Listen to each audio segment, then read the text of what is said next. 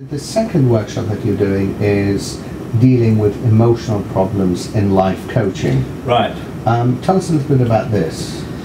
Well, I wrote a book with my colleague Michael Neenan a while back on life coaching, and I have been interested in that field for a while. I like its emphasis on goal orientation, helping people to actually, in a sense, get more out of their work and their life in general. And it seemed to me, however, in looking at the field of life coaching, that there was a sort of a kind of a reticence about helping people, one's coachees, because I think the language of coaching is different from the language of counselling. In coaching, we talk about a coach and a coachee, yes, rather than a counsellor and a client. So if we use that language, the coach would always be a bit sort of ambivalent about, and also a bit wary of approaching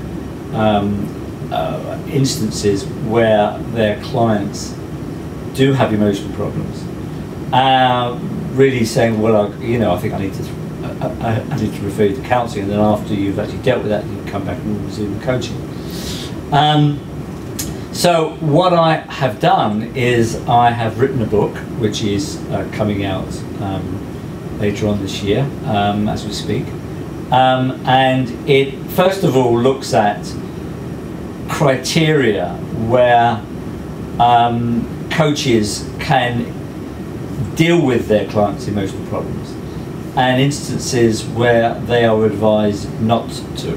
Oh, I see. So there are a number of set criteria, which I won't spoil the workshop by telling our viewers what they are, but there's a number of criteria that I use, and once these criteria have been met, I outline a step-by-step approach that coaches can use in helping people to deal with these, if you like, instances when they are in a way, as I call it, sort of in a lay-by. They're on a journey and they've just been sort of temporarily in a lay-by.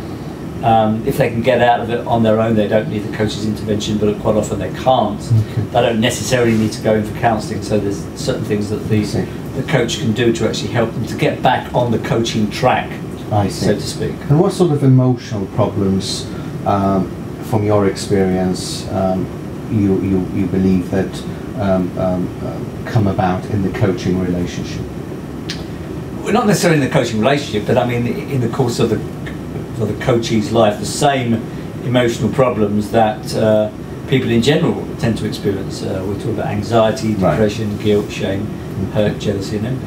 And the difference is that the person is not really bogged down in this, and the sense that it is affecting their whole life. So it's not their primary problem. It's not their. It's not the. The way I put it is that they're not really kind of, it's not affecting their whole life. Right. They can't, without some intervention, concentrate on the coaching objectives. They need, in a sense, that attention from the coach so that they can get back on track. So this is where the emotional problem has become an obstacle to them focusing on the coaching. An obstacle, but one that is hurdleable. Right. But with the help of the coach. Right.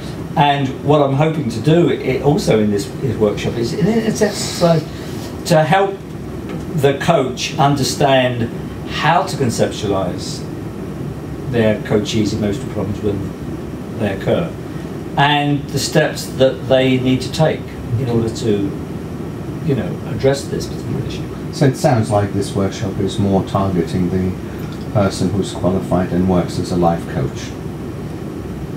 Yes, but who is not confident about dealing with, times when their clients are sort of temporarily waylaid with emotional concerns and they can't get out of it themselves, so to speak. Yeah. Okay, sounds good. Thank you very much.